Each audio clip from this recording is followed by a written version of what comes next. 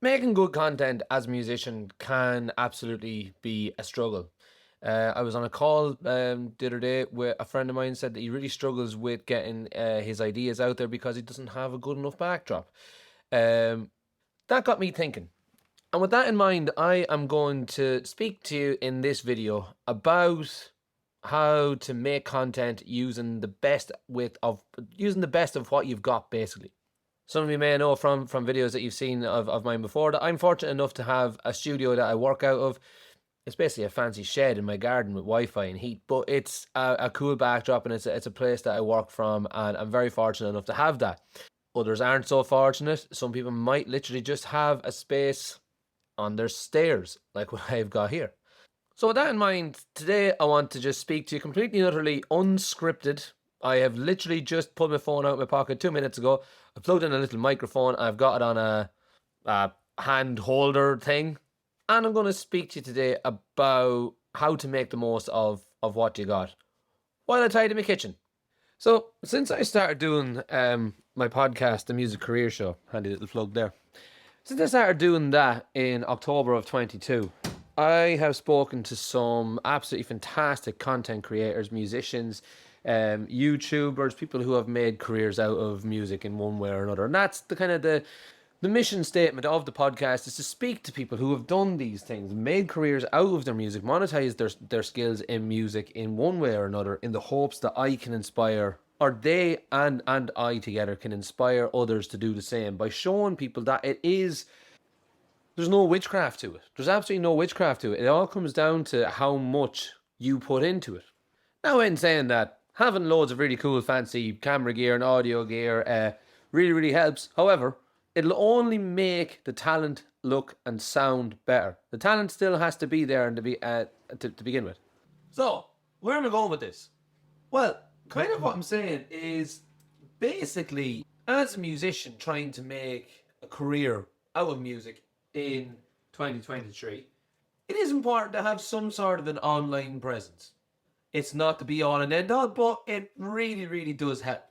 And while you might not have the fanciest setup, or you might not have, in fact, any setup, if you're a musician or a music teacher, you're a podcaster or an audio engineer, you will have the basic tools to get started right now. As I said, I am currently in my kitchen doing this completely unscripted. This is a lunchbox that I got from somewhere. You'll find a link in the description. I'm just going to transfer some soup over into it while I'm talking to you. This is a little experiment. I'm by no means a social media content creation expert in any way, shape, or form. However, I have spoken to loads of them and learned from loads of them. And the basic gist of it is that if the content is good, then you can literally be like me in my kitchen talking complete and utter just whatever, just saying whatever words come out of my head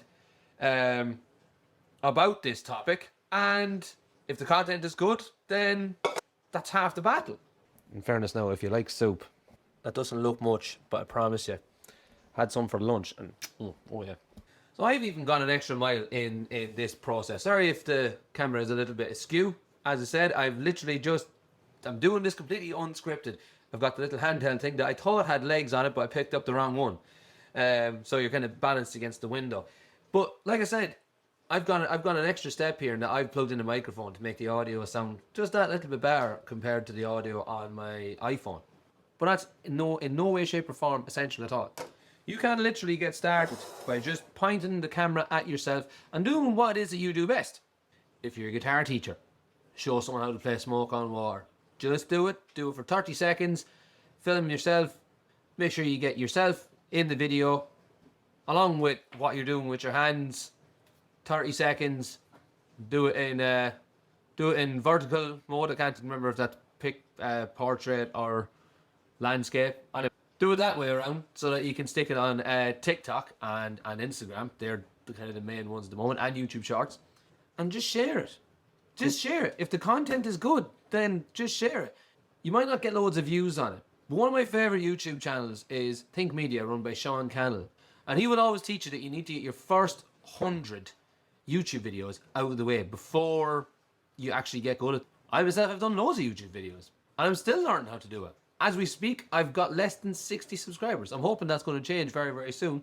But I'm still learning how to do this, and that's okay. Rome wasn't built in a day.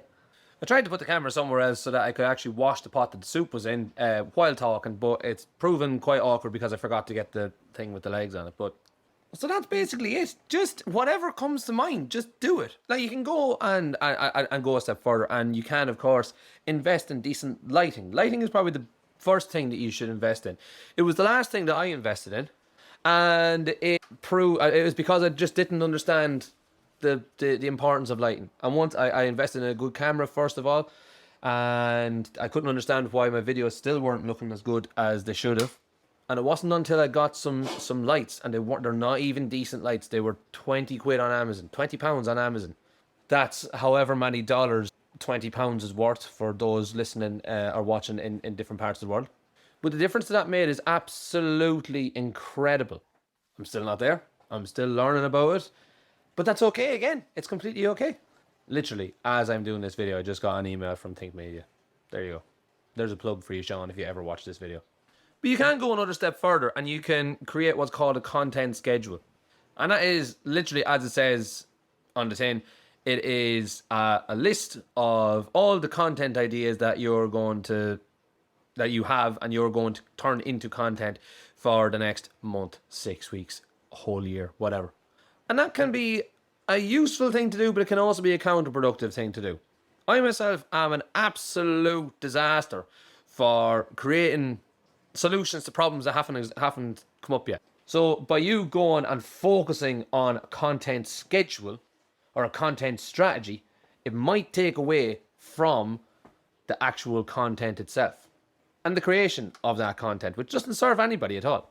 So if you're stuck and you're thinking that, I just don't have a good enough background to do content, I can't be bothered with Facebook, I don't like social media, what would I even make my content about?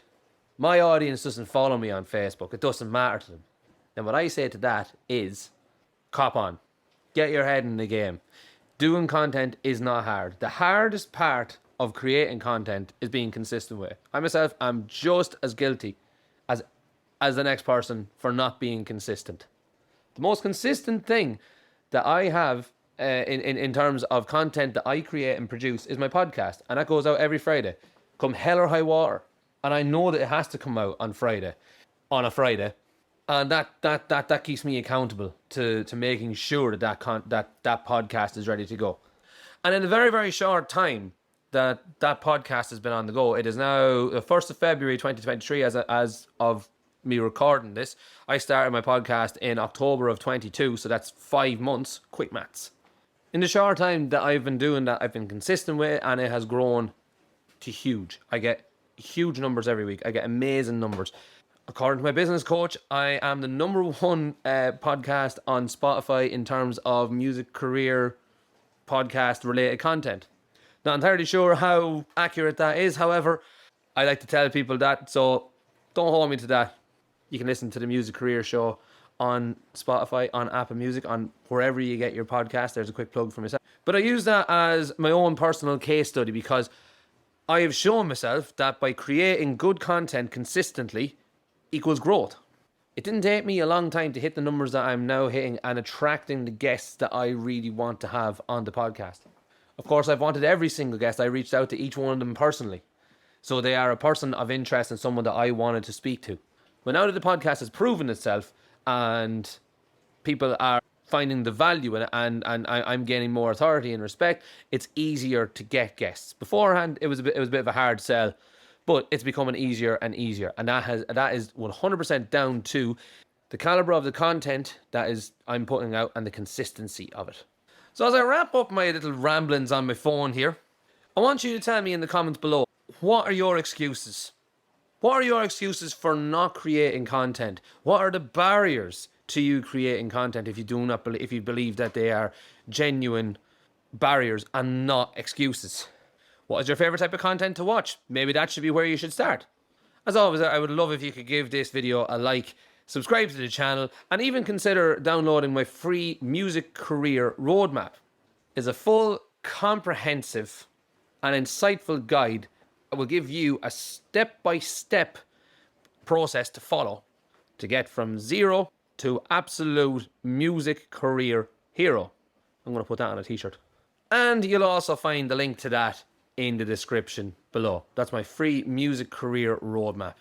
One more time, subscribe to the channel so that I can help you reach your musical careers faster than ever before this year. See you in the next one.